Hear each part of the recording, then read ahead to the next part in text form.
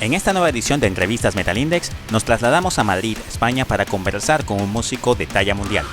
Conversaremos con el afamado guitarrista Luis Tárraga, fundador de la reconocida banda de metal español Hamlet, músico que con más de 35 años de trayectoria ha conquistado grandes escenarios y festivales del ámbito ibérico y europeo. Esta es sin duda una de las entrevistas más completas e interesantes que la banda ha realizado y que Metal Index tiene el honor de compartir. Sin más preámbulo, comenzamos.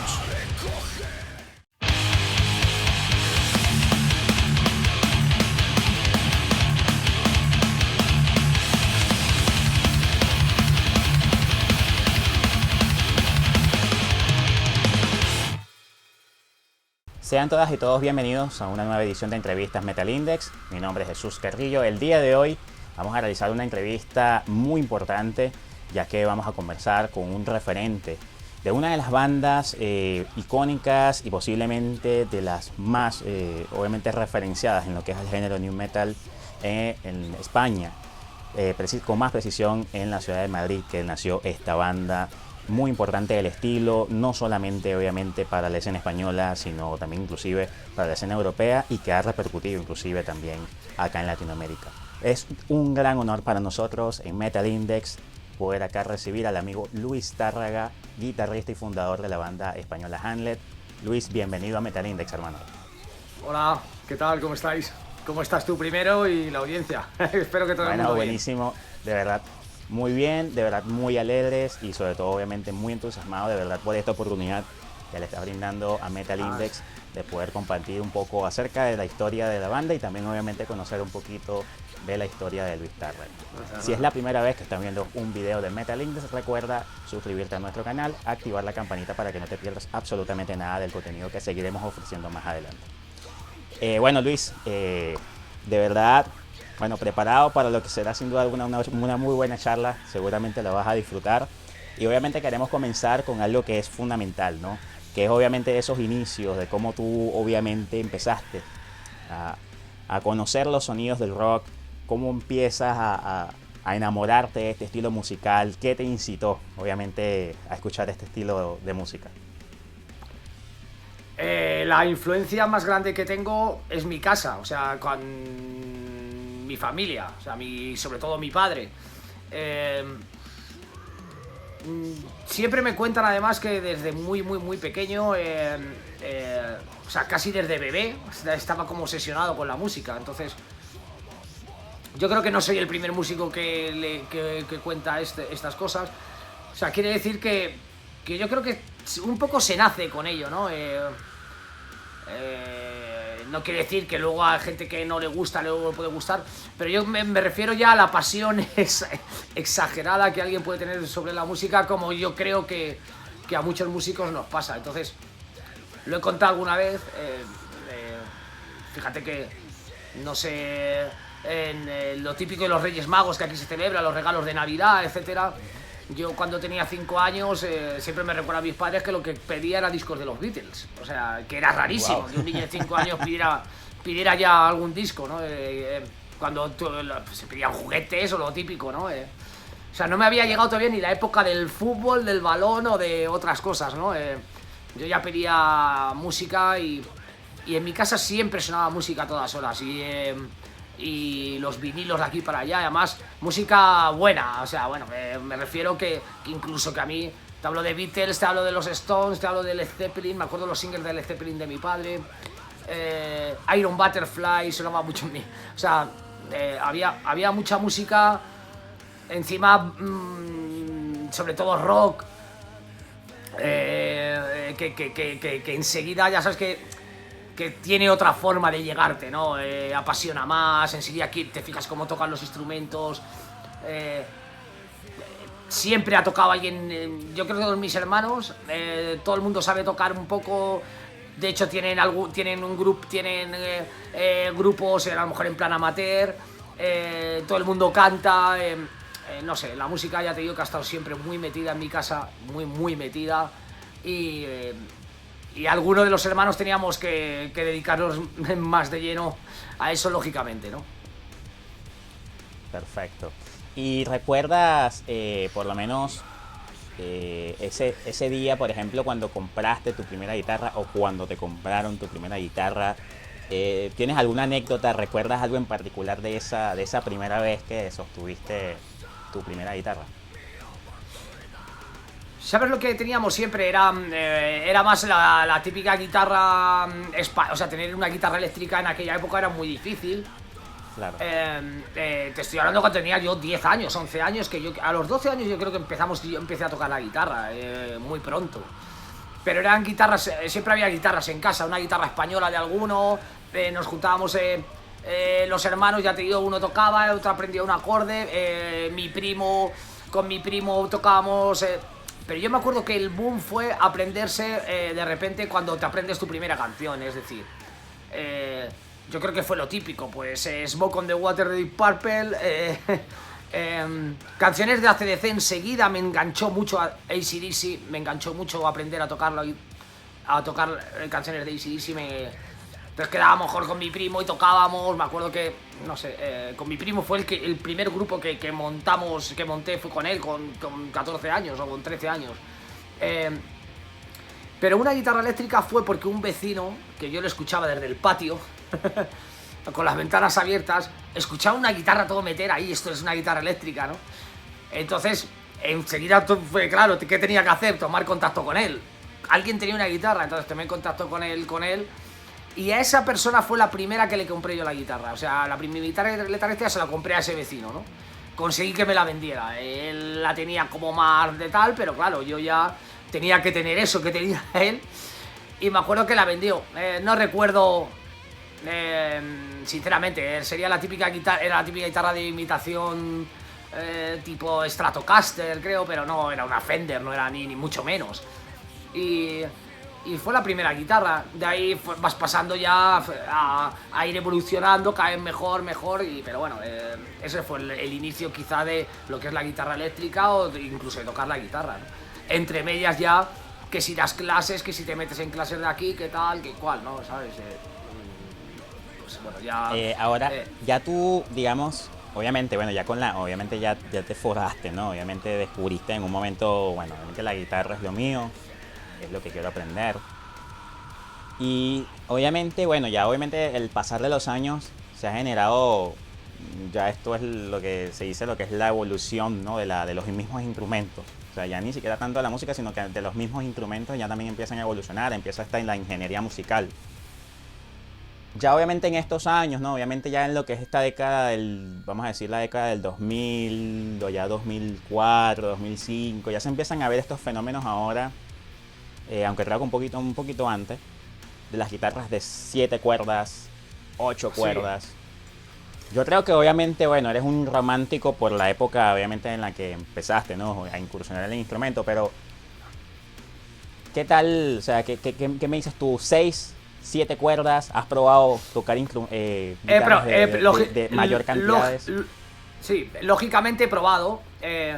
A mí yo soy más clásico en ese aspecto, de 6 cuerdas, y tengo que afinar y bajar la afinación para que suene más grave, que es en el fondo lo que haces con tener con 7, 8 cuerdas, pues bajo todas las afinaciones y nada más. Pero también te digo una cosa, es porque las 7 cuerdas son muy de los 90... 95, 96, no me acuerdo mucho, yo creo que por ahí, ¿no? Pero es que realmente nosotros llevábamos ya desde primeros de los 90, incluso 89, 90, con el embrión de Hamlet, o sea... quiero decir que con esto nos iniciamos con guitarras de 6 cuerdas, o sea, modo más tradicional. Ya te digo que a lo mejor bajando un tono, bajando 2 tonos, afinando en drop, haciendo 1000 trucos para sonar de otra manera... Pero no me inicié con una guitarra de 7 cuerdas. Sí tuvimos la oportunidad luego de decir, bueno, cambio a esto, pero ya no me hace falta. Incluso, mira, estos días ha habido una cosa, ahora viniendo con esta... Últimamente estoy tocando en casa con afinaciones mucho más estándar, incluso con tonos más normales. Cada vez... en la normal, por ejemplo. Sí, normal, incluso a lo mejor bajar quizá, bajar a re, bajar un tono solo, no sé. Esto te lo digo porque a mí me pasa un poco siempre con muchas cosas, es decir, no me gusta sobresaturarme. De repente ha habido 10 años prácticamente de músicas con los tonos súper bajos en el metal, o sea, por ejemplo, lo que estamos hablando, con guitarras súper bajas afinadas, 2-3 tonos, incluso más. ¿Qué pasa? Que lo que al principio me sonaba muy potente en ese aspecto, ahora cada vez me suena menos potente, no sé si me estoy explicando. Claro, De repente compuse el otro día, porque estos días, bueno, pues siempre sigo haciendo haciendo canciones, pensando, joder, y sobre todo más esta época de pandemia, que tienes mucho más tiempo libre, desgraciadamente, que estar en gira. Estoy pues con mis cosas, pues he descubierto o he vuelto a redescubrir lo agresivo que puede ser tocar en un tono normal también de guitarra, ¿no? No sé si me estoy explicando. Entonces, Sí. Me parece que también hay que desmitificar un poco todo. Está todo muy bien, pero es como todo. De repente parece que el metal agresivo solo se puede hacer con guitarras de 7, 8 cuerdas incluso, súper bajas de tono, y no tiene por qué, no tiene por qué. Yo creo que es como todo. A mí me gusta que la música sea, sobre todo, agresiva, sobre todo con mucha intensidad. Y estoy descubriendo que a veces se está perdiendo un poco esa intensidad con esa bajada de tonos, ¿no? Pero es una cosa ahora mía, una paranoia mía que tengo ahora estos días, que a lo mejor luego llega el disco nuevo y va todo como las afinaciones que hemos utilizado últimamente, ¿no? Que son 2 tonos más abajo normalmente, dos, 3 tonos y bueno, ya te digo que no quiero atarme a nada, pero atarme a mí ahora mismo es seguir con la misma afinación de siempre y redescubrir afinaciones estándar y marcarte un riff potente con una afinación estándar, ojo, tiene un punto agresivo que me está encantando. Total. Y en el caso, en la parte técnica, por ejemplo, ¿qué tipo por ejemplo, de pedales o, por ejemplo, de efectos, por lo menos para ti, son como lo más esencial de tener, por ejemplo, tanto para grabar, ensayar, como obviamente también para en directo, por ejemplo? A mí siempre me ha gustado tener un sonido muy de amplificador, es decir, sin demasiados efectos entre medias que lleguen al o sea, realmente quizás es también incluso igual un poco un ampli. Me gusta que sea crunch, un sonido crunch, que sea muy saturación de ampli, incluso de guitarra, con las pastillas que llevo, que sea...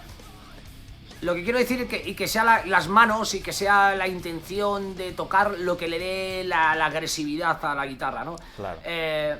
Yo creo que realmente llevo bastantes cosas, pero para determinados aspectos de las canciones, o sea, a lo mejor un fraseo aquí, un fraseo por lo que yo creo que ya todo el mundo, pues, que si un chorus, un flanger, delays por aquí o tal, pero mi base de sonido es un 51-50, puede ser, mi amplificador de toda la vida, con un overdrive, a lo mejor para darle un poquito de grano, el TS9, el de Tu Screamer,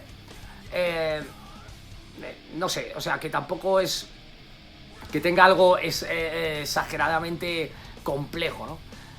¿Qué he descubierto ahora en estos días? Pues me he vuelto un poco... Yo era un poco reacio a la tecnología moderna, por decirlo así. A lo esto de meter un cablecito a la computadora y ahí está todo. No tan así, pero sí, lo que me refiero es que tengo un Kemper, o lo que la gente que lleva los Sax FX, o sea, los Fractal, ¿no? O Kemper, o sea, yo he conseguido meterme mis amplis de repente en un amplificador, pero mi ampli totalmente real, o sea, yo creía que eso no se podía hacer y creía que iba a desvirtuar mucho el sonido y que no iba a ser igual. Pues, yo te digo que no he sabido distinguirlo muchas veces, ¿no? Realmente, ¿no? O sea, si tengo que grabar un disco, lógicamente quiero utilizar un ampli real, pero para muchas cosas, para directo, para tener variedad de sonidos, he descubierto que también la tecnología avanzar en ese aspecto. Yo era muy reacio y ahora en mi Kemper tengo Marshalls antiguos, tengo mi 51-50 exacto, porque me hice yo el profile, los baffles que me gustan, tengo los efectos que me gustan.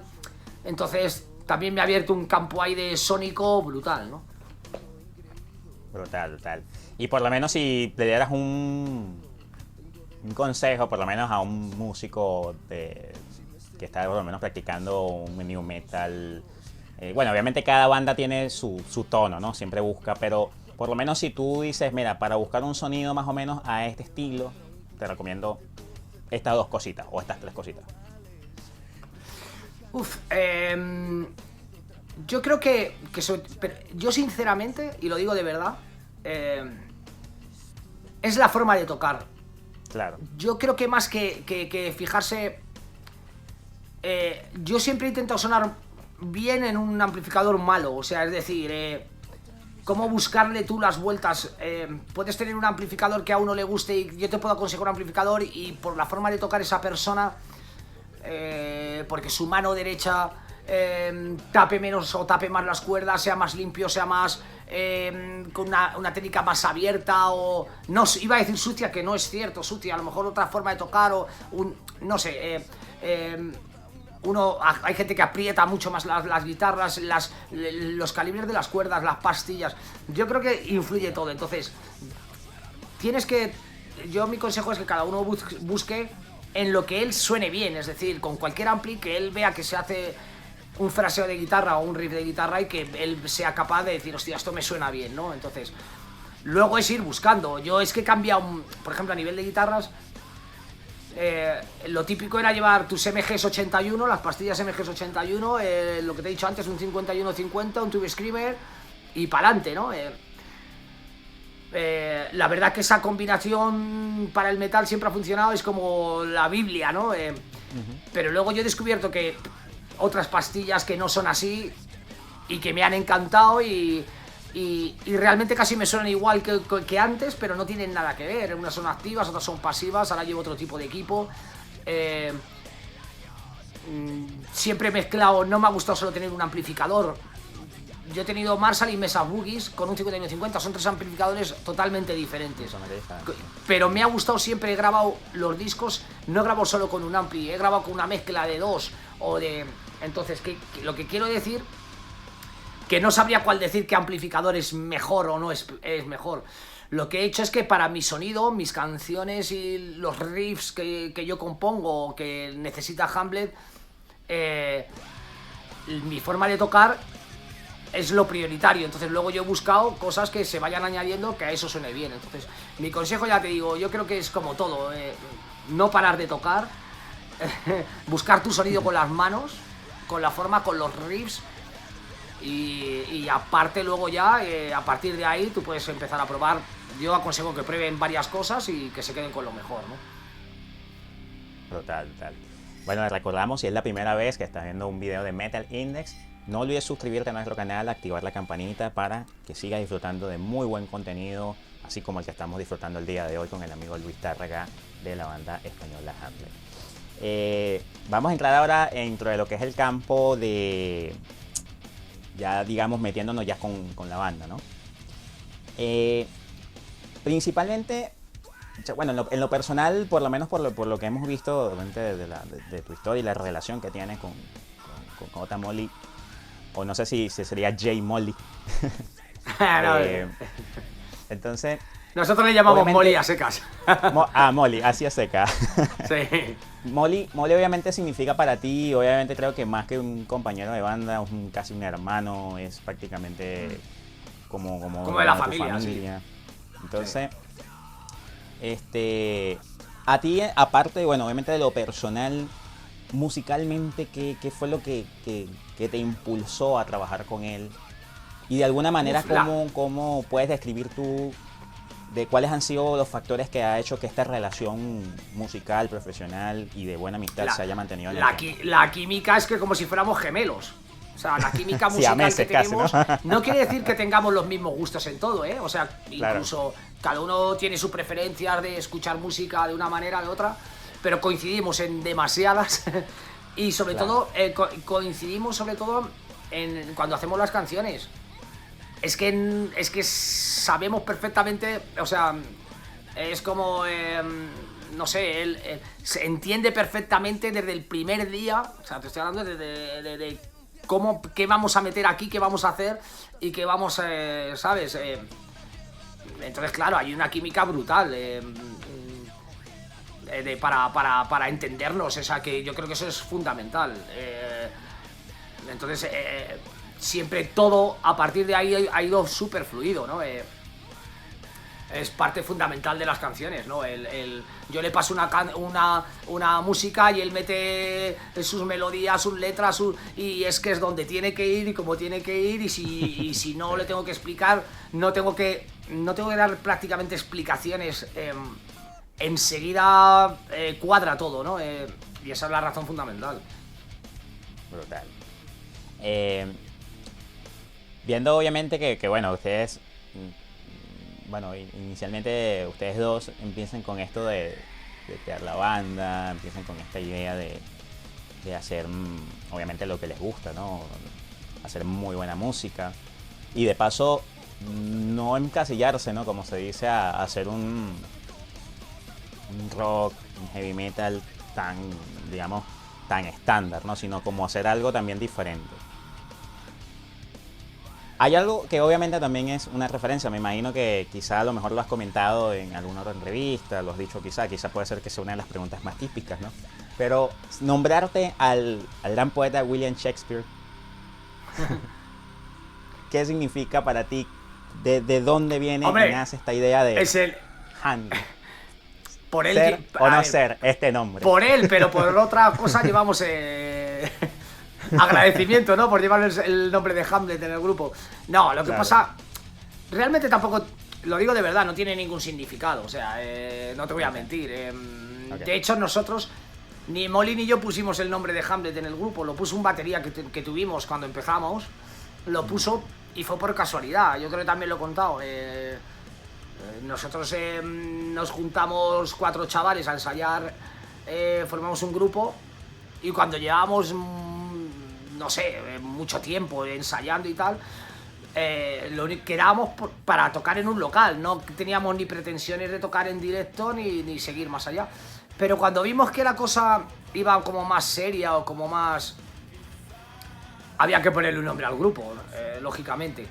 Y lo he contado más veces. El batería entró por la puerta del local de ensayo con un libro que venía del instituto. Entonces, porque no sé, tenía que hacer un trabajo, no sé qué historias. Entonces, nos gustó ¿sabes lo que también pasó? Que estábamos en esa disyuntiva cuando todo el mundo empieza. Si vas a cantar en inglés, si vas a cantar en castellano, si vas a... entonces, Hamlet nos sonó a un nombre que nos gustaba, el hecho de tener un nombre que fuera entendible en cualquier lado, es decir, no era un nombre en castellano, no era un nombre en inglés, no es un nombre, es un nombre de una persona, ¿no? Entonces, no nos gustó nada más, y esa fue la razón, porque venía, a lo mejor llega a haber hubiese venido con otro libro, con otra cosa, o hubieses ido a otro lado, o no sé, nos hubiese ocurrido en ese momento cualquier historia, porque ese día queríamos poner el nombre al grupo, ¿no? La verdad que no nos lo pensamos nada. Hamlet, pues ya está. ¿Qué pasa? Que tampoco tienes ni idea de lo que va a pasar con el grupo, ¿no? Luego, yo creo que años después sí tuvimos un... Joder, tío, no nos pega mucho este nombre, no sé, nunca... de verdad, estas son cosas que a lo mejor la gente no la hemos contado. Pero sí luego más adelante le dimos vueltas, pero claro, ya no podíamos dar marcha atrás, ¿no? Enseguida empezamos a funcionar con el nombre, empezó a hacerse el boca a boca porque empezamos a gustar a nivel muy local de Madrid, de ciertas partes a la gente, y ya nos quedamos con el nombre, ¿no? Pero ya te digo que no tiene ningún significado. Brutal. Obviamente, claro, no siempre, por lo menos desde que obviamente empezamos por lo menos mi persona, empiezo a conocer a la banda. Incluso yo empiezo a conocer Hamlet a través de un reportaje que te hicieron en la revista Metal Hammer, en Venezuela llegaba mucho la edición española, siempre llegaba como un mes de desfase, generalmente. Por ejemplo, la edición de marzo nos llegaba generalmente en abril. Por lo menos en esa época, por lo menos para mí era así. Y recuerdo, creo que sería como el año 2004 aproximadamente. Y bueno, en una de estas Metal Hammer te hacen un reportaje bastante completo donde salías allí, obviamente con esas grandes imágenes. Yo siempre digo, Luis tiene para mí una esencia como que si fuera el Axl Rose de la guitarra. Esto de moverte y ser muy efusivo y estar siempre muy activo es una característica bastante buena que tienes, y eso es algo que te felicito, sí, de verdad, porque hace que digamos de alguna manera mantienes vivo a los que te escuchan, ¿no? Y bueno, y por ahí empiezo, ¿no? Empiezo, obviamente, estabas haciendo una explicación detallada, inclusive muy al estilo de lo que estás haciendo ahorita, ¿no? De hacer ese detallado técnico de los equipos que utilizas. Entonces empiezo, digamos, a escuchar algunos discos, y yo le agradezco principalmente, y me gustaría mencionarlo acá, yo creo que uno de mis mejores amigos se llama Edgardo Torres. Te mando un gran saludo, Edgardo, seguramente está viendo esta entrevista porque es un gran fanático de Hamlet y me dio a conocer prácticamente en sonido a la banda gracias a él, y gracias precisamente a una canción que se volvió un ícono, que obviamente vamos a hablar un poco de este disco más adelante, que fue una canción muy exitosa que se llama Imaginé. Es una canción maravillosa, y bueno, y ahí empiezo yo, ¿no? A yo escuchar esto, y empiezo a ahondar un poquito más, conocer un poquito de la discografía y todo lo concerniente a la banda. Entonces, vengo y empiezo a ver los primeros discos, los álbumes. Entonces, te pregunto a ti, para que obviamente nos puedas dar un pequeño resumen, ¿qué significaron para ti 3 discos, obviamente que son de los inicios? Peligroso, obviamente Sanatorio de Muñecos, y obviamente Revolución 12-111. Para ti, ¿qué significaron, en un pequeño resumen, lo que fue la evolución y el crecimiento con esos discos? Y si tienes alguna anécdota que quieras contar con el proceso de esas 3 maravillosas obras. A ver, Peligroso fue un disco en el que pecamos de todo lo que se puede pecar cuando eres un grupo súper joven, y que no supimos cómo enfocar en un estudio, sobre todo a nivel también de ya no tanto de imagen, porque la imagen cada uno, yo siempre he pensado, nadie es igual cuando tiene 16 años que cuando tiene 20, ni cuando tiene 20 cuando tiene 25, ni creo yo, ¿no? Entonces eso no me preocupaba, pero a nivel de lo que quisimos hacer, nos dejamos llevar mucho por la discográfica de aquella época. En aquella época sí se dependía mucho de las discográficas, no como ahora, que yo creo que tenemos los músicos. No quiero decir que antes había como menos a ver, nosotros siempre hemos peleado muy por la libertad de nuestras canciones. O sea, en aquella época no era tan fácil. Te estoy hablando en el 89, cuando se grabó ese disco. Entonces ese disco, siempre tenías un director artístico que quería manejar, el otro que quería decir esto, tenías que hacer las canciones de una manera, tenías que hacer tal, ¿no? ¿Qué pasa? Que el tema fue que se quedó como a un camino corto, ¿no? Y entonces, incluso canciones de Sanatorio de Muñecos estaban ya en esa parte de Peligroso, es decir, el repertorio de Peligroso no eran solo las canciones que entraron ahí. Yo creo que Irracional, Al lado, Eso sí lo haces bien, una canción se llama ¿Quién? Como 5 o 6 canciones las teníamos ya, pero tenían ese punto ya diferente que no encajaba. Es decir, nosotros cuando empezamos con Sanatorio de Muñecos, yo creo que en España o en otros sitios, no sé si pasaría, o encajabas en el mundo del rock duro, del heavy metal o de lo que fuera, o no, o no sabías dónde encajar. Entonces nosotros no nos gustaba ese tipo de música solo, el heavy metal clásico, nosotros Entonces ya de repente teníamos unas influencias de músicas y unas influencias de cosas muy diferentes a lo que era el estándar. Entonces, ¿qué pasó? Que no supimos plasmarlo. En Sanatorio de Muñecos lo plasmamos totalmente, ¿no? Yo me acuerdo cuando hacíamos los conciertos de Peligroso antes de sacar Sanatorio de Muñecos, la gente de la discográfica venía a vernos tocar en directo y decían que es que no teníamos nada que ver con el disco. El público que teníamos cuando escuchaba lo que era el disco decía, es que yo prefiero en directo. O sea, éramos como un grupo diferente porque nuestra personalidad en directo sí la teníamos mucho más lo que éramos y lo que queríamos ser. Y Sanatorio de Muñecos lo conseguimos. En Sanatorio de Muñecos, yo creo, por eso decimos muchas veces que es más nuestro... no es nuestro primer disco, pero es el primer disco que realmente estamos en consecuencia o en lo que queríamos hacer, ¿no? Revolución 12111 también es la evolución de Sanatorio de Muñecos, es decir, Revolución 12111 es que es... esos dos discos son la piedra filosofal de lo que luego fue Hamlet. Luego hemos ido cambiando, hemos haciendo cosas, pero en esos dos discos es realmente lo que es lo que creemos que es el embrión absoluto de Hamlet, ¿no? Son dos discos que queremos muchísimo, ¿no? Yo personalmente Revolución 12111 es de mis 3 discos preferidos de Hamlet, o sea, definitivamente. Brutal. Bueno, aquí obviamente precisamente, por lo menos buscando conocer obviamente de tu parte lo que es el significado de esos 3 discos,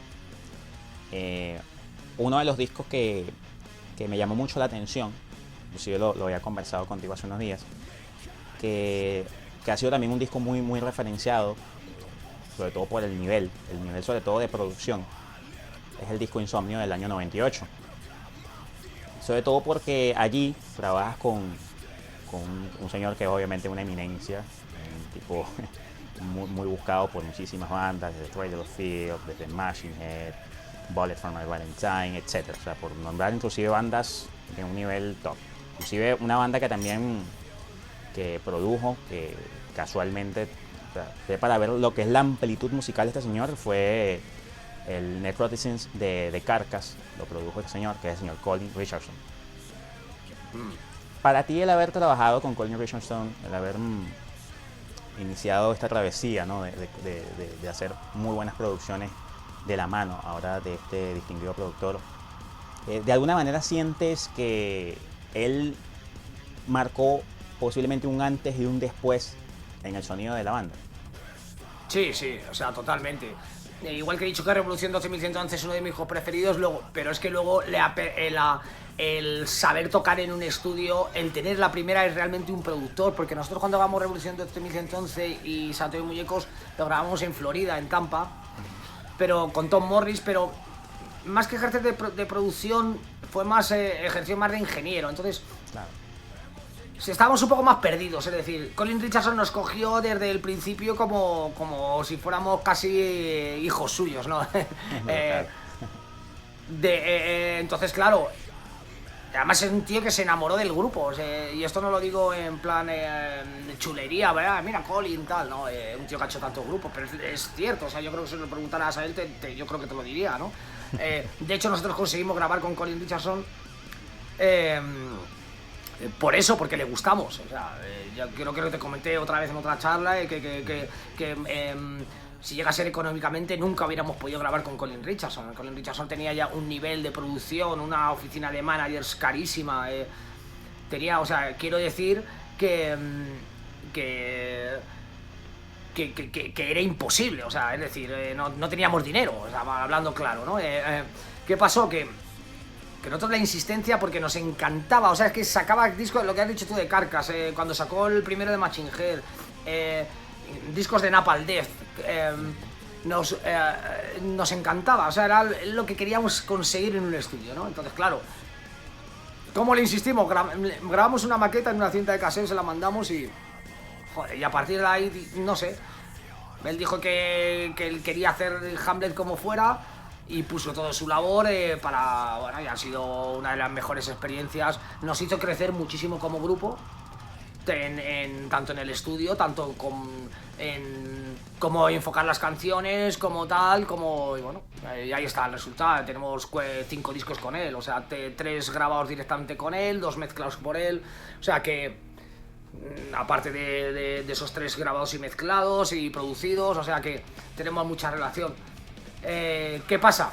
También que, vuelvo a decir lo mismo, lo que te contaba antes un poco, lo de las cuerdas y los tonos de las guitarras. O sea, cuando de repente llevas 5 discos con una persona, también hay mucha gente muy buena haciendo cosas y dices, joder, ¿qué haría este por Hamlet? No te puedes encasillar siempre en hacer lo mismo, ¿no? No sé, a lo mejor en un futuro volvemos a hacer un disco con Colin. No es para nada improbable, además, o sea que para mí es... además le queremos mucho, además, o sea, es... ya te digo, es muy importante la historia de Hamlet, muy, muy importante. Brutal. Y bueno, y aparte obviamente que se ve, lo que es obviamente también esa madurez, ¿no? Obviamente musical, el que también quizá esa figura, vamos a decir, no necesariamente por la edad, pero esa figura paternal que a veces tiene un productor de esa calidad, te da también a entender de que tenemos que también ser organizados nosotros para poder, digamos, de alguna manera hacer una simbiosis correcta con ese productor para que obviamente todo fluya bien, de alguna forma, ¿no? Una de las cosas que se empieza históricamente a ver en la historia de Hamlet es que a partir de este disco empieza a haber una transición en el cambio del concepto de la banda, el cambio conceptual, el cambio lírico, ¿no? Obviamente la banda empieza con un tono un poco más social, contestatario, y entonces ahora empieza a tratarse un poco más lo que es el tema a situaciones personales.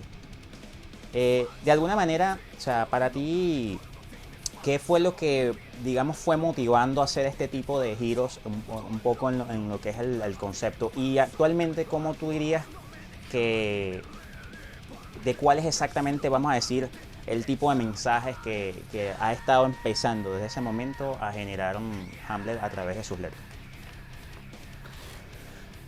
Esto también es un poco lo que te he contestado antes del no estancarte en las cosas, es Claro. decir, Revolución tiene una temática súper de crítica social, por decirlo así. Sanatorio de Muñecos también, en cierto modo. Insomnio también. Insomnio que también... Lo que pasa es que ahí sí que hay letras ya... Ahí ya empezamos un poco a hablarlas de una forma más personal. O sea, yo creo que la crítica social siempre ha estado presente en Hamlet. Siempre está presente. Yo creo que es una de los... Pero en lugar de hablarlo como si fuéramos un periódico o un telediario que está dando noticias, que nos dimos cuenta de repente, o sea, decimos, joder, no suena demasiado panfletario. Panfletario para nosotros quiere decir que parece que está dando un meeting, o sea, tampoco queremos mostrar nuestras ideas, pero si vemos un problema social, preferimos enfocarlo porque nos haya pasado a nosotros mismos o le haya pasado a un amigo, es decir, lo cuentas como si fueras esa persona, ¿no? Como dibujándolo a través de una historia, vamos a decirlo así, ¿no? Como para que también se pueda camuflajear por allí. Exacto, tú puedes hablar, por ejemplo, de un problema racial, un problema que has tenido, o un problema de mil cosas, claro. O incluso de violencia de género o de tal. Siempre tienes a alguien que le ha pasado algo, o a ti mismo, o un familiar, un tal. Entonces mola meterse en esa historia y contarla de una forma personal, ¿no? Okay. Entonces por eso muchas veces nuestras letras van enfocadas en ese aspecto, ¿sabes? De aprender a contar historias de... Esto más es responderlo, Molly, lo tendría que responder, pero okay. Que es el que más, ¿sabes? Pero bueno, me lo sé porque claro. Es lo que le gusta y él descubrió que es una forma mucho más personal y de que la gente se haga suyas más las canciones. Okay, más que cantar, no sé si me explico, que cantar una proclama general que mola también, pero claro.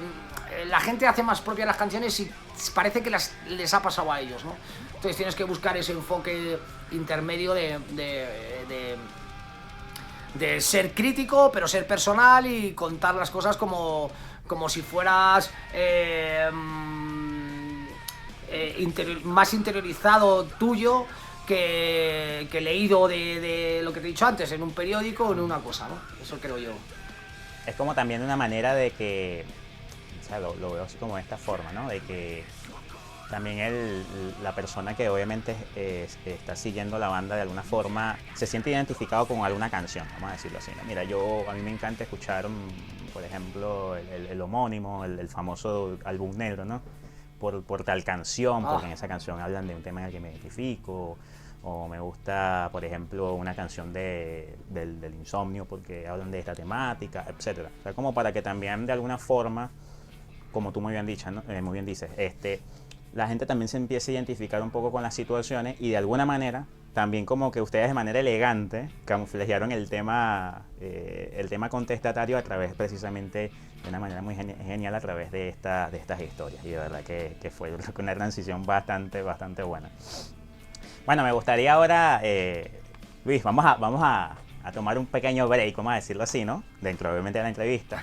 Vamos a hacer algo diferente, un poquito fuera, vamos a decir, de la música. Colchonero, ¿qué te gusta obviamente del Atlético de Madrid? ¿Y cómo es actualmente la realidad ahorita del equipo? Es familiar, yo creo, es tradición.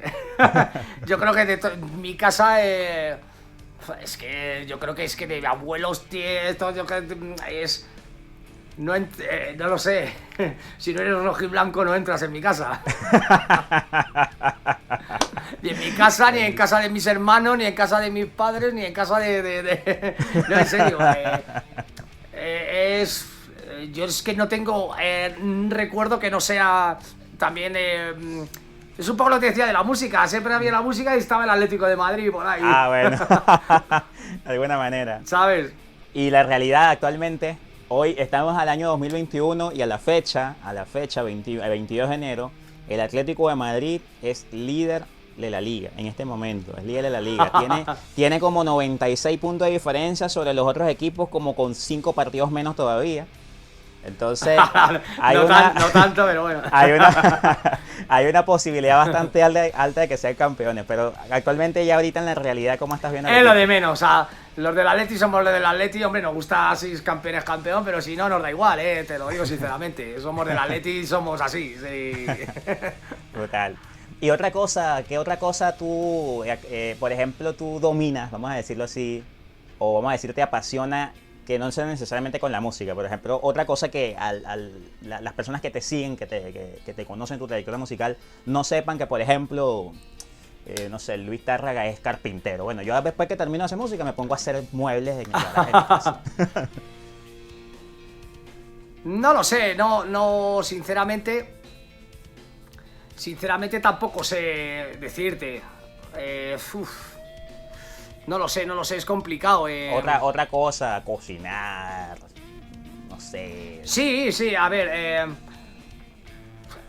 me gusta mucho bucear, a lo mejor la gente no lo sabe y no se me da mal. Bueno. No, pero no sé, a ver, no sé, hay mil cosas. Es que entraríamos... No, hay muchas cosas aparte de la música que se me dan bien, creo yo, okay. Pero es que decir lo que se me da bien tampoco es como si te digo que si se me da bien la música. Yo no soy quien para decirlo, ¿no? Claro que hay, no sé si me estás entendiendo, ¿no? Bueno, hay mil cosas, por lo menos por la parte de la música eso nos queda totalmente claro, o sea, ya eso, pero por eso hay siempre como otra cosa como vamos a decir, muy diferente que la gente no sabe, ¿no? Bueno, yo parte de ese músico, pero realmente vendo vehículos en un concesionario y soy vendedor de vehículos, por ejemplo, ¿no? Siempre a veces se dan ese tipo de como decir de cosas como no, realmente son cosas muy normales, es decir, claro. A ver, a mí me gustan muchas cosas relacionadas con la cultura, o sea, okay. Es decir, y no se me da mal de estrujar cosas diferentes a la música, pero es que en cierto modo yo lo meto todo un poco, ¿no? El mundo del arte, el mundo... no sé, pero luego también me gustan mucho los deportes. Antes hablamos del Atleti, a mí me gusta jugar al fútbol, he jugado mucho al fútbol de toda mi vida, con Molly también, no sé, nos ha gustado mucho otro tipo de deporte, sigo practicando mientras puedo, no lo sé, son mil cosas, te vuelvo a decir, pero no soy quien para decir que se me da, que te cagas aparte de la música, ¿no? No lo sé, ¿sabes? Realmente la música me ha quitado de la mayor tiempo de mi vida, ¿no? Total. Le he dedicado tanto que quizás demasiado a veces, ¿no? Demasiado. A veces tendría que haber tomado más margen para otras cosas, pero realmente, afortunadamente, tampoco he tenido el momento ni el tiempo, ¿no? Y ya cuando, por ejemplo, cuando Luis llega de un concierto, de un ensayo, ¿qué disfrutas hacer en tu casa? Por lo menos cuando ya tú estás ya en tu casa descansando, ¿qué te gusta hacer? ¿Qué generalmente te llena cuando estás ahí en tu casa, en tu privacidad?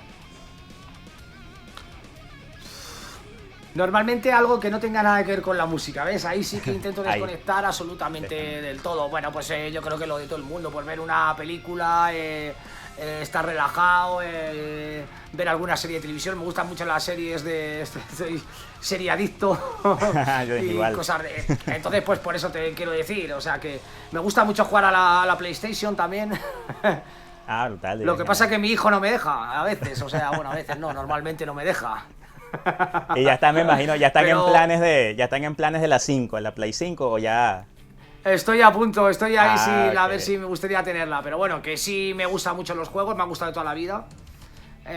Y bueno, eso un poco desconectar de la música, ¿no? Realmente cuando estás eso necesitas hacer un poco un off el mental y hacer otras cosas, ¿no? También estar con los amigos, por supuesto, ¿no? Y sobre todo amigos que no tengan nada que ver con la música, que tengo unos cuantos, que la mayoría de muchos de mis amigos, quitando mi familia en el grupo y mucha gente que conozco en el mundo de la música que son amigos míos, pero muchos amigos cercanos míos no tienen nada que ver con la música y eso también me relaja, me desconecta, ¿no? Está claro que te preguntan qué tal, que no sé qué, pero hablas de otras cosas, estás en otro mundo que no tiene nada que ver, a mí eso me parece fundamental. Eso es, hace variedad, ¿no? Siempre la vida es eso, colores, diferentes cosas. Eso Sí, exacto. es muy bueno, de verdad muy bueno. Bueno, y aquí ya dando ya la continuación, ¿no? A lo que es obviamente la temática de obviamente centrándonos en lo que es la temática de Hamlet como tal, y obviamente de la vida del amigo Luis Tárraga. Nuevamente les recordamos que si es la primera vez que ven un video de Metal Index, suscribirse a nuestro canal para que obviamente no se pierdan nada de nuestro contenido.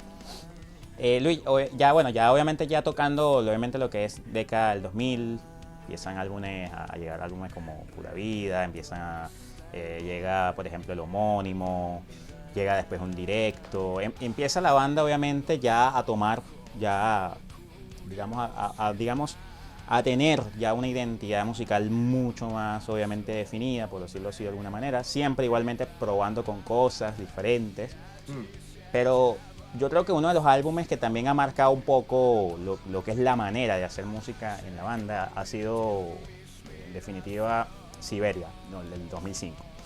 Un álbum que yo inclusive, yo le decía a Edgardo, yo le decía, este álbum a mí me suena como de Emotional New Groove Metal. Porque el disco tiene sonidos pesados. El disco no se encasilla como que a sonar de una manera necesariamente baladosa, pero la manera en que canta Molly transmite emociones, un feeling y una manera de generarse armonías también que van conjugadas precisamente a la manera en que canta Molly, que hacen que sea un álbum bastante significativo, diferente, de decirlo de alguna manera. Y por ello te pregunto, ¿tú consideras que de alguna manera este álbum, Siberia, fue, digamos, disco, digamos, más atrevido de la banda? Digamos, ¿qué es lo que hizo definir la manera de crear este álbum? Fueron varias cosas, o sea, vuelvo a decir, un poco lo que siempre digo, yo como músico no me concibo que tenga que hacer siempre lo mismo.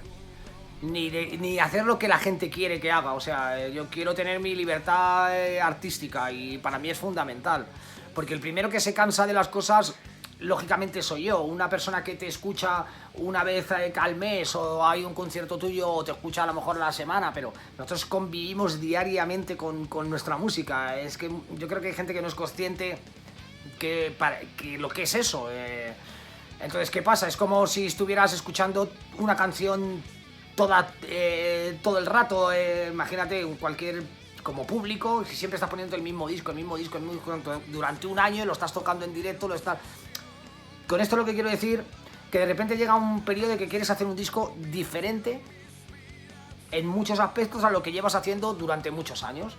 No, yo no creo que todos los discos nuestros, incluso yo creo que sí tenemos bastante variedad, no solo en Siberia, ¿no? En este caso, ¿no? Sino en más discos, pero sí lo que tiene es un punto, sobre todo es vocalmente, es lo que más diferencia. ¿Por qué no es tan diferente al Inferno, por ejemplo? Yo te hablo como parte dentro del grupo y de compositor y de lo que quisimos hacer. Queríamos hacer un Inferno en que todavía la melodía que imprimimos en el Inferno, que era una mezcla de agresividad y melodía, por decirlo así, vocalmente, con esos contrastes. En Siberia quisimos que primara la voz melódica, ¿no? ¿Por qué? Lo primero porque Molly canta muy bien melódicamente, mola aprovechar esas cosas en un grupo, quiere decir que te da un abanico de posibilidades musicales bestiales, tener a alguien que es capaz de tener registros diferentes en su voz, porque te abre un campo musical muy amplio, ¿no? Luego la inquietud nuestra de decir, oye, llevamos no sé cuántos discos, vamos a hacer siempre el mismo riff, no, quiere decir, a ver, me encanta, ¿no? Y tener una personalidad en los riffs o en las baterías o en la tal. Pues no, fue el momento de todo, de romper con todo, pero porque veníamos de girar con el Disco Negro, que yo creo que fue el culmen de las giras a saco, es decir, a tope. Salió el primer directo que se empalmó con esa gira. O sea, un volumen de trabajo en nuestra música habitual, encima recordando cuando sacamos un directo, hicimos la gira del directo, que encima recordábamos siempre los discos antiguos. O sea, veníamos como un poco sobresaturados de nosotros mismos, o sea, sinceramente. Como cuando nos metimos a hacer un disco nuevo, no nos apetecía, es que no nos salía hacer una copia de las canciones que ya teníamos. ¿Qué hicimos? Pues expandirnos nosotros mismos, decir, venga, vamos a hacer algo totalmente diferente. Y entonces, ¿qué pasa con Siberia? Que lo que nos ha hecho luego ese disco, y a lo que le agradecemos a ese disco, es que a partir de ahí podemos hacer, creo que lo que nos dé la gana en cualquier disco. Es decir, nadie se va a sorprender de que haya una parte en una canción de una manera, aunque haya de otra, porque yo creo que saben que podemos hacer cosas sin perder la personalidad de lo que es Hamlet. Yo creo que Siberia nunca la perdió. Sí, a mucha gente le descuadró, pero descuadró sobre todo por la faceta agresiva vocalmente, que casi no existe en ese disco, ¿no? Pero está hecho aposta, está hecho porque quisimos hacerlo así, ¿no? Lógicamente, luego Molly en directo me acuerdo que cambiaba cosas y dijimos que también nos gusta no ser tan radicales, es decir, dentro de esa paleta sónica, porque no ser todo el rato melódico, no sé tal, nos gusta nuestra dualidad melódica, agresiva. Nos gusta a lo mejor de repente hacer un disco con un concepto completamente diferente a lo que hemos hecho y que nadie nos diga, oye, ¿por qué hacéis esto? ¿Por qué lo dejáis de hacer? Sino que nos digan, joder, seguís sonando a Hamlet y podéis hacer lo que te he dicho antes, hacer lo que os da la gana. Pero yo creo que para eso hay que atreverse. Entonces, el disco de atrevimiento en Hamlet real, el atrevimiento real de decir, hostia, aquí nos van a crujir pues nuestros fans ahí metaleros o los fans agresivos de siempre o los fans más hardcore, incluso no hay mucha gente que le gusta el hardcore, que le ha gustado Hamlet, decir, hostia, ¿qué han hecho estos, no? Pero para nosotros, te voy a decir, como salud de grupo fue fundamental, o sea, es decir, a partir de ahí podemos meter pasajes en las canciones que queremos, porque aprendimos incluso a hacerlo, porque nos focalizamos mucho en aprender más todavía como músicos en ese disco, además. O sea, no es solo hacer unas canciones de una manera o de otra, sino que a nosotros nos hizo también aprender compositivamente, aprender a otros registros nuestros mismos, o sea, evolucionar como músicos, ¿no? Bastante, o sea, lo que nos da de notar es que también hubo complejidad. Obviamente hubo complejidad, a pesar de que obviamente, como tú dices, que hay personas que pensarán que el disco como que tal no es muy, entre comillas, agresivo, por decirlo así, ¿no? Hubo un trabajo detrás, al momento de la creación, que obviamente también generó que la banda hiciera algo que inclusive es bastante difícil de hacer musicalmente por una banda, que es tener la posibilidad de variar y que a pesar de que es variada, digamos, ciertas canciones o ciertos álbumes, aún así la gente sabe que eso es Hamlet. Y eso es algo de verdad muy difícil, y eso obviamente con la constancia, con el esfuerzo, con el trabajo, con la práctica y con la profesionalización, con la seriedad que se le da a un grupo, a una banda, es lo que se logra ese tipo de marca, ¿no? Por decirlo de alguna manera. Eso es lo que te decía. Yo creo que como músico es un reto absoluto el que tú puedas hacer cualquier cosa, pero manteniendo la personalidad. Y yo creo que lo conseguimos. Costó a gente entenderlo con el tiempo, pero yo creo que con el tiempo lo ha entendido todo el mundo.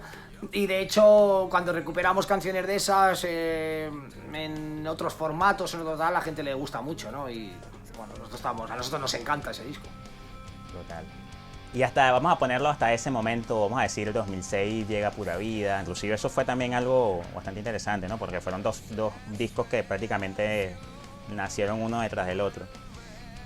Por lo menos vamos a ponerlo hasta ese año, hasta el Pura Vida, ya con varios discos en su palmarés, por decirlo así, ya con un directo, giras.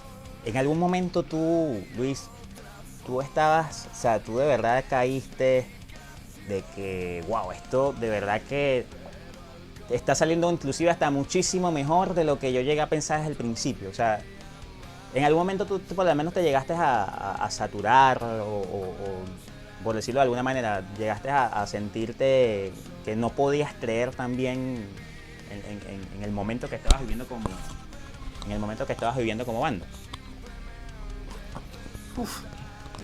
La verdad que no, siempre lo hemos visto como una constancia que hemos tenido nosotros mismos. Es decir, nosotros no hemos bajado el pistón nunca. O sea, y entonces, lo digo de verdad, nunca nos hemos fijado si teníamos mucho éxito o teníamos menos o qué estábamos consiguiendo. Muchas veces no hemos sido ni conscientes. Nosotros tirábamos a nuestro camino y siempre hemos tirado nuestro camino.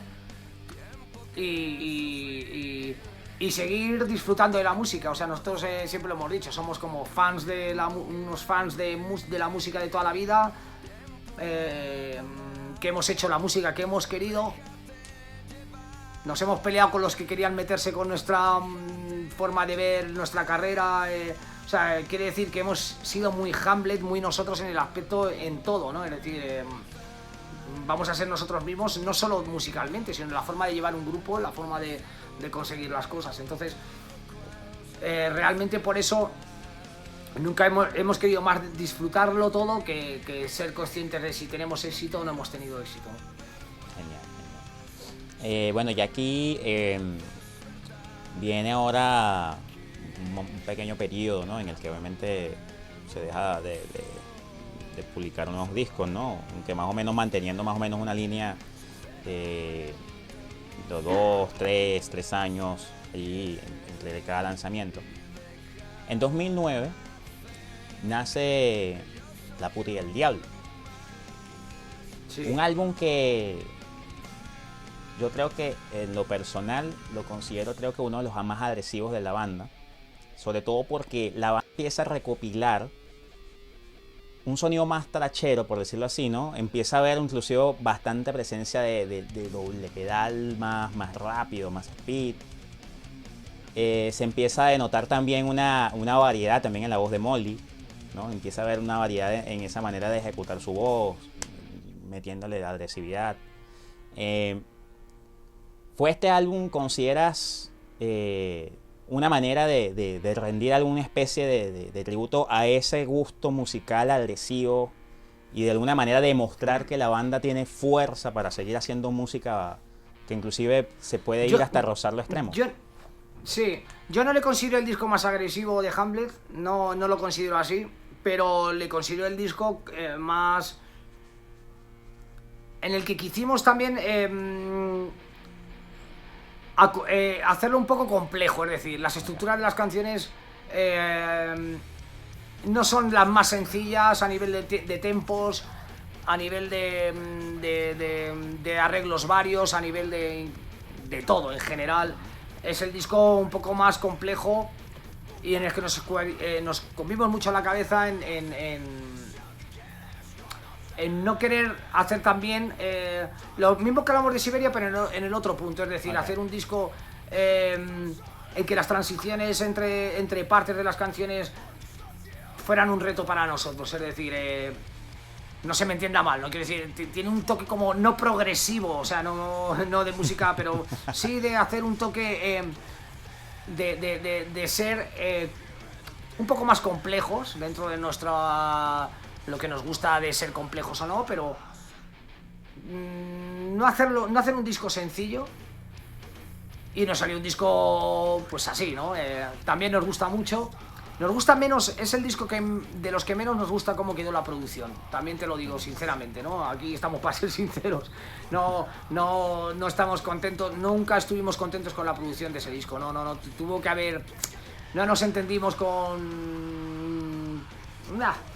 Son de estas cosas que si pudiera rebobinar habríamos cambiado cosas. Okay. Y creemos que hubiese quedado un mucho mejor disco también. ¿Tú crees que de alguna manera en algún momento puedas pensar en... No sé, voy a tirarlo así, no voy a decirte. Colin, amigo mío, mira, me gustaría a ver si pudiéramos tomar otra vez las canciones de la Furia del Diablo.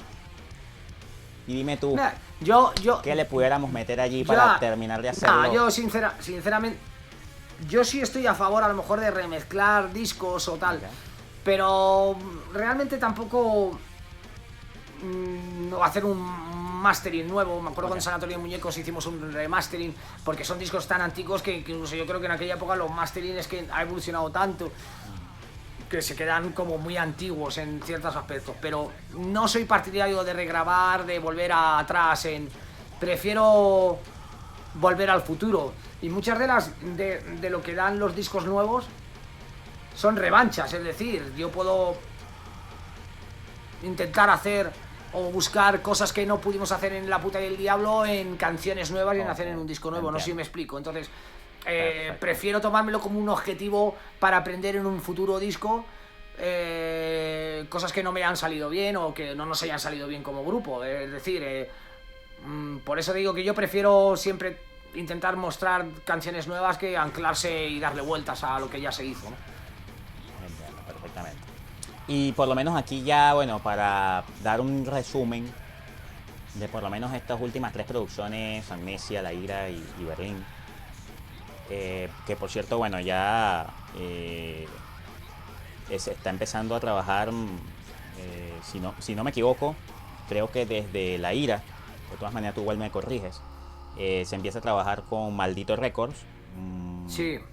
Y prácticamente se ha vuelto una disquera en España muy respetada, muy consolidada, que de verdad ha estado firmando, yo creo que de lo mejor y de la crema nata de lo que es el rock, el metal, el heavy metal en España.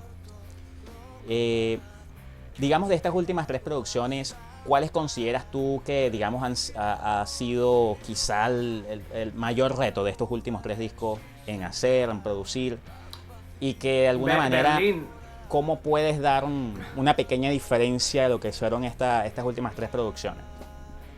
Berlín sin ninguna duda. Además, Berlín se ha convertido además en uno de nuestros discos preferidos. Es como... si empiezas en la terna de Amnesia, es como el culmen de Amnesia y La Ira, o sea, es decir, y aparece Berlín, o sea, para nosotros... nos encanta Amnesia y nos encanta La Ira, o sea, te lo digo sinceramente, ¿eh? Igual que te decía que La Puta y el Diablo se nos quedó ahí, cosas que tal, esos 2 discos estamos felices, pero Berlín nos gusta todavía más, que por cómo son las canciones, por la personalidad que creo que tiene el disco, por cómo es el sonido, tienen 1000 cosas de todos los aspectos que nos gusta. Y te vuelvo a decir que no es fácil a veces, ¿no? O sea, a veces te quedas, joder, pues yo hubiese hecho esto, pues yo hubiese... Es que en Berlín no hay nada que no hubiéramos hecho. O sea, que nos hemos dejado en el tintero. Lo trabajamos como de los más discos que hemos trabajado, quitado canciones, puesto canciones, volver a entrar en el estudio, probar esto, probar lo otro, hasta decir esto es así. No sé, vuelvo a decir que otro de los discos que está en nuestra terna de 3-4 mejores discos de Hamlet, sin ninguna duda, pero sin ninguna duda. Y entonces por eso nos da vértigo el futuro. Superar Berlín para nosotros va a ser complicado. Bueno, ya obviamente ya en esta perfecta, obviamente este perfecto resumen que obviamente acabas de realizar, ¿no? Con respecto a estas últimas 3 producciones. Me gustaría hacer otra pequeña actividad, ¿no? Para ir, digamos, culminando esta brutal entrevista que hemos hecho y con el gran amigo Luis Tárrega de Hamlet. Les invitamos también, amigos, si es primera vez inclusive, ¿no?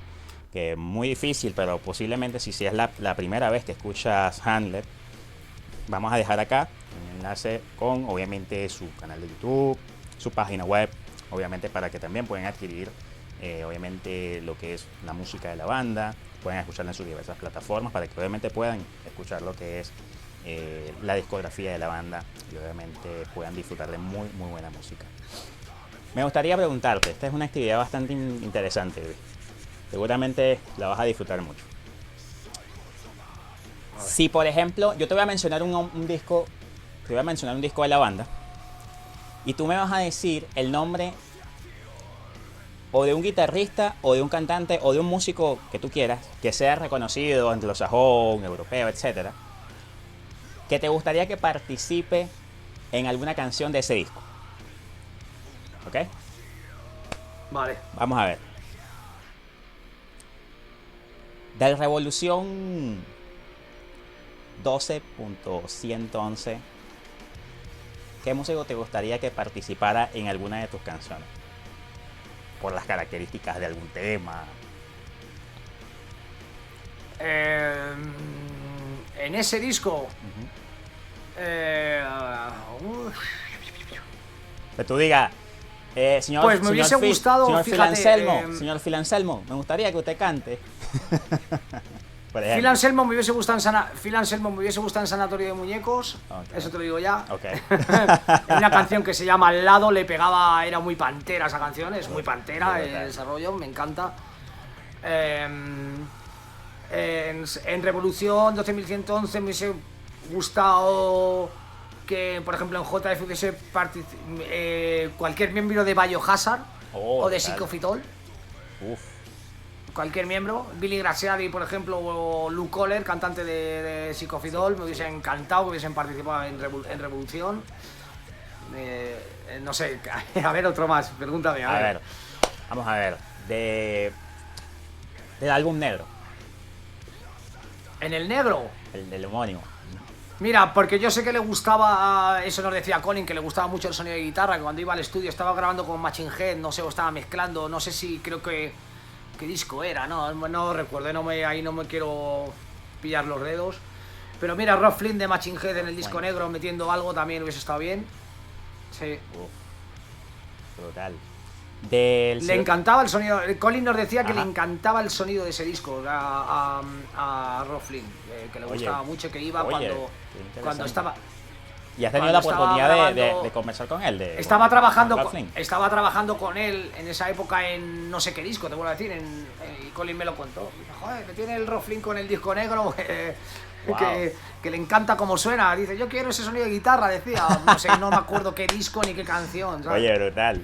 ¿Quién iba a decir, no? Que Rob Flynn iba a envidiar algo del sonido de Hamlet, ¿no? A lo mejor Rob Flynn luego te dice que no sabe ni quién es Hamlet, ¿no? Pero eso realmente nos lo contó Colin Richardson. Y Colin le creo. Bueno, aunque es muy buen coleccionista, un coleccionista de música, Rob Flynn, posiblemente... Sí, no, más que nada por el tiempo que fue. Estamos hablando hace ya casi 20 años, o sea, de todo eso. 2002, ¿no? Correcto, si no me equivoco. 2001 grabamos, salió en el 2002, 2001 cuando estábamos grabando el disco, o sea que hace mucho ya.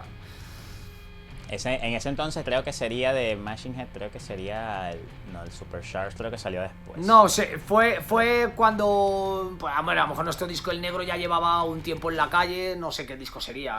Sí, pero sí, del 2004, 2005, no te puedo decir, no sé qué fecha. Ah, ok, sí, yo creo que sería por ahí como, sí, yo creo que sería el Through the Age of Empire, puede ser, quizás sea. Puede ser, Puede ser. Luego, que es una portada pasa que sobre una Machine Head, estatua. Muy yo buena. también me quedé. Yo también le dije a Colin, pero si esta gente tiene un sonido muy típico de guitarra también, o sea, a mí me gusta el suyo también, ¿sabes? Se hacen un intercambio allí no, de sonidos, de tonos. lo que pasa es que él yo creo que se refería a aspectos de la mezcla, aspectos de que no solo sónicamente cómo suena la guitarra, sino cómo estaba incrustada en las canciones. A mí el disco negro me flipa, o sea, me encanta. La Sí, muy mezcla, bueno. el sonido es brutal de ese disco. Muy bueno. Y por ejemplo, Siberia. ¿Qué artista te gustaría ¿En Siberia? que participara, cantara, tocara? En Siberia me hubiera gustado. Me gustaría llegar uno, vamos a ver si a lo yo- mejor coincide. A mí me hubiese gustado por lo menos que, claro, que ponerlo a cantarle en español, pero Chino Moreno. Puede ser. En una también, parte sí, o totalmente. cantando en ese feeling que tiene también él de cantar así también Sí. melódico. Te lo iba a decir casi también en el infierno. Te iba a decir que alguien de Deftones tenía que estar metido también en algún disco nuestro, sí, por supuesto. Brutal, Sí. sería brutal. Siberia, incluso en el infierno en alguna parte, en alguno de esos dos también. Sí, sin ningún problema, ojalá. Y por ejemplo, ya para cerrar, por ejemplo, de los más recientes, por ejemplo, en La Ira. En la ira. Uf. Vi En como La Ira que me hubiera muy gustado, bueno ese disco, muy bueno. En la ira me hubiese gustado. Es que no lo sé.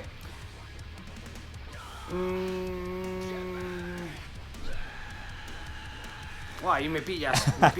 Me pillas. Algún guitarrista de estos agresivos. No sé quién decirte. No sé quién decirte ahora mismo. Bueno, no sé, pues. No te puedo decir. También un poco que me guste a mí mucho. Es que hay mucha gente, es que no me pillas un poco fuera de juego. O por ejemplo de la No lo escena, sé, por me ejemplo de la pillas. escena nacional en España. Por ejemplo, alguien que tú dices que, mira, un músico acá en nuestro país que posiblemente se calza perfectamente como para uno de estos discos. Mira, me hubiese metido a Gorka de los Berricharra que en alguna de las canciones, que Oye, es un disco muy crudo, Gorka, con un sentimiento crudo y Buenísimo. también tiene un sentimiento en cierto modo un poco punk en ciertas partes. Sí, pues mira, Gorka, perfecto. Oye, Hubiese Gorka. pegado en la ira en alguna de las canciones, sí, señor. Oye, escuché, por cierto, ¿no? Hablando de Berrizarrac, malas noticias. Escuché maravillas en acústico y yo dije, este señor de verdad es el Dave Grohl de España, definitivamente. Tiene mucho talento, Es muy es talentoso, música. de verdad que a pesar como te digo, a pesar del euskera, porque digo a pesar porque claro, no mucha gente entiende el euskera, obviamente es una lengua un poquito difícil, ¿no? de comprender, pero a pesar de ello, o sea, tú sientes el feeling, la emoción de lo que transmite a través a través de su voz. Y es algo bastante Yo creo que interesante. todo el mundo tiene que buscar eso en las canciones. Y es que lo que tienes Claro. que hacer es buscar emoción y transmitir emoción. Entonces, Exactamente. yo creo que es fundamental. Para mí es una de las piedras filosofales de hacer canciones y la música. O sea, tienes que saber transmitir y tienes que hacerlo. Tanto en Hamlet o como si montas otra cosa o como otro grupo, ¿no? Yo creo que cualquier grupo tiene que ser uno de sus objetivos, ¿no? No tomarse la música como un estándar de esto va así, como esto funciona y esto tal, pues tiro por aquí, hago canciones como churros. A mí eso no me gusta y nunca me ha gustado, ¿no? Bueno, por supuesto. Bueno, de verdad, Luis, ha sido de verdad un gran honor, hermano. De verdad, te agradezco de verdad este espacio que le das a Metal Index. Me gustaría que le puedas dar un mensaje, por ejemplo, a esos músicos que están actualmente en Sudamérica, en Latinoamérica, inclusive también en España, ¿no? que están allí con piedras y palos, uñas y dientes, allí haciendo música, batallando con la situación que se está viviendo actualmente. ¿Qué mensaje le das a todos esos músicos? Mira, el mensaje que voy a dar, que además es el mensaje de los últimos mensajes que yo creo que además se corrió mucho por las redes sociales cuando murió Eddie Van Halen. Van Halen le preguntan por qué consejo le das, dice, lo único que tienes que hacer es tocar, no pares de tocar, o sea, tocar, en tu casa, ensayar, aprender, ese es mi consejo, o sea, no puedo dar otro consejo que no sea el que, si, que te apasione, pues que estés todo el día metido en ello, o sea, y que lo tomes como una forma parte de tu vida, ese es mi consejo. No te voy a... no hay nada que te acerque al éxito, al no éxito, al tal, mientras no tengas tu pasión, lo que hemos hablado antes, y estés todo el día obsesionado con tu música y con aprender y con tal. Ese es el consejo que doy, ¿no? Que toquen, que aprendan, que siempre se puede aprender, que nunca se crean mejores que nadie, y ese es lo que creo que funciona a la larga, ¿no? Perfecto, Luis, de verdad, muchísimas gracias. Gracias por nuevamente esta brutal nota, esta excelente nota que les ha dado a Metal Index, a todos los seguidores, todos los suscriptores que obviamente están disfrutando disfrutan obviamente de este contenido que hacemos con muchísimo cariño, con muchísima pasión para todos nuestros amigos en Latinoamérica.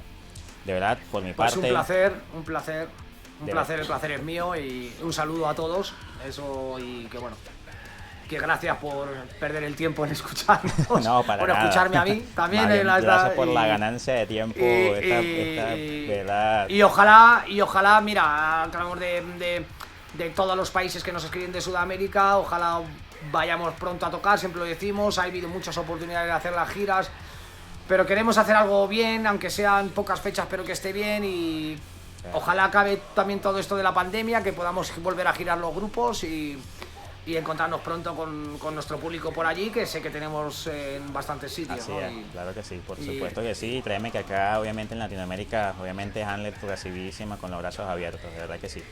Y bueno, de verdad... Pues ojalá nos veamos pronto. De verdad ha sido un gran honor, un gran privilegio que hemos tenido en Metal Index de compartir con el amigo Luis Tárraga de Hamlet. Recuerden, si es la primera vez que ven un video de Metal Index, no olviden suscribirse a nuestro canal, activar la campanita para que sigan disfrutando de contenidos tan buenos, tan brutales como el que hemos disfrutado el día de hoy. De mi parte, ha sido todo por el día de hoy. Ya será hasta la próxima. Muchísimas gracias. Muchas gracias.